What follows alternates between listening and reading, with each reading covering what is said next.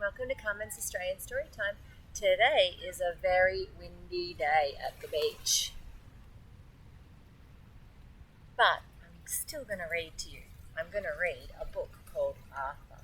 I love these books. Amanda Graham and Bob Graham, very good authors and illustrators. Let's see what the blurb says. I like this book because it flips on the back. Arthur is a very ordinary brown dog in Mrs. Hambert's pet shop. All the animals find homes, but nobody wants Arthur. So he tries to be a rabbit, a snake, a fish, in fact anything. So someone would give him a home with a pair of old slippers to chew. Arthur is a lovable character who has captured the hearts of readers all over the world. He does look very cute. Let me just get my dog back over here. Willow, stay here. Willow. Yeah. You have to watch that. She stays with me. Where are you going? Come on. Stay here with Mama. Can you see Willow? There she is. My dog.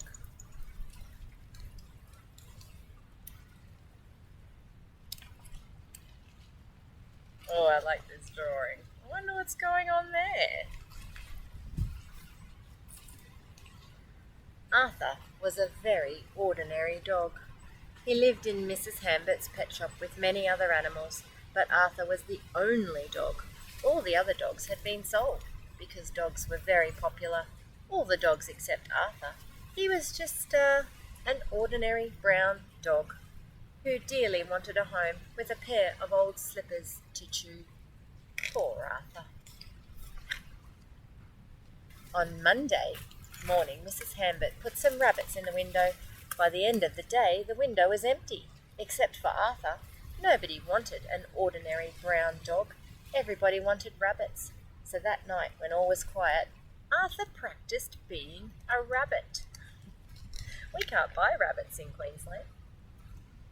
There he is, pretending.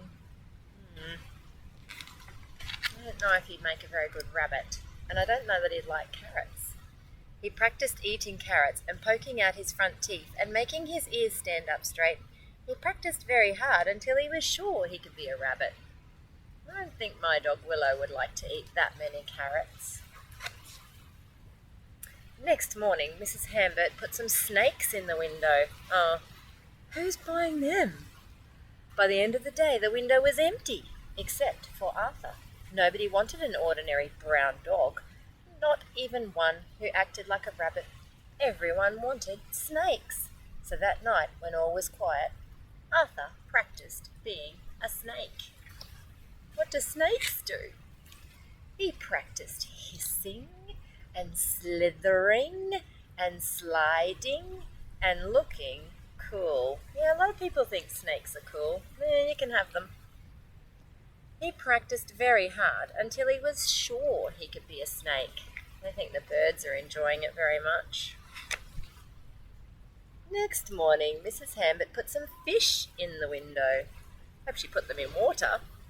By the end of the day, the window was empty, except for Arthur. Nobody wanted an ordinary brown dog, not even one, who acted like a rabbit and a snake. Everybody wanted a fish. So that night, when all was quiet, Arthur practiced being a fish. Oh no. Pretty hard for a dog to be a fish, right? He practiced swimming and blowing bubbles and breathing underwater.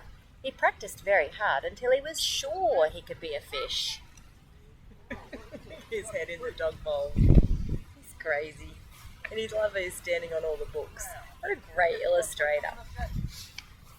Next morning, Mrs. Humber put some cats in the window. By the end of the day, the window was empty, except for Arthur.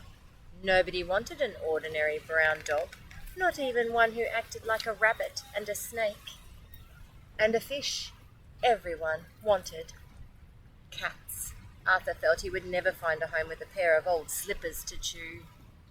Oh dear, poor Arthur. Next morning, Mrs. Humber put the rest of her pets in the window. There were 2 hamsters, a cage of mice, 3 canaries, a blue budgerigar, a green frog, 1 sleepy lizard, and Arthur. They're all in the window now. I notice he didn't ever want to pretend to be a cat, did he? Arthur jumped on lily pads, squeaked and nibbled cheese, purred, croaked, and even attempted to fly. Oh, he's trying to be all the animals at once now. That would make him a pretty rare dog, wouldn't it? He had collapsed, exhausted, in the corner of the window. Now he was certain he would never find a home, whether he was a rabbit, a snake, a fish, a cat, or a purple spotty three-headed wombat. Arthur decided he might as well just be an ordinary dog. Late that afternoon, just before Mrs. Humbert was to close the shop, a man came in with his granddaughter. "Excuse me," said the man. "Melanie tells me that you have a rather extraordinary dog who performs all sorts of tricks." The only dog I have," Mrs. Humber said, "is Arthur." This wind. "There he is, Grandpa, in the window," said Melanie. She rushed to pick up Arthur, who gave her the biggest, wettest dog lick ever. Arthur knew he had found a home. It's getting so windy, it's ridiculous. Just got to make it to the last page. With a pair of old slippers to chew. He did find a home. And you know what?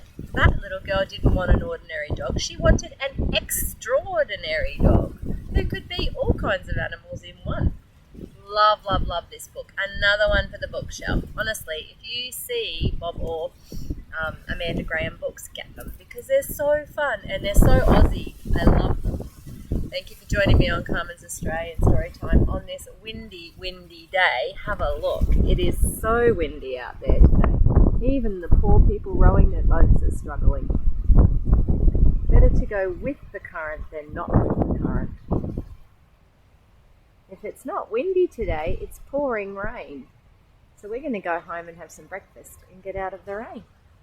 Thank you for joining me. I can't wait to read to you again. Bye for now.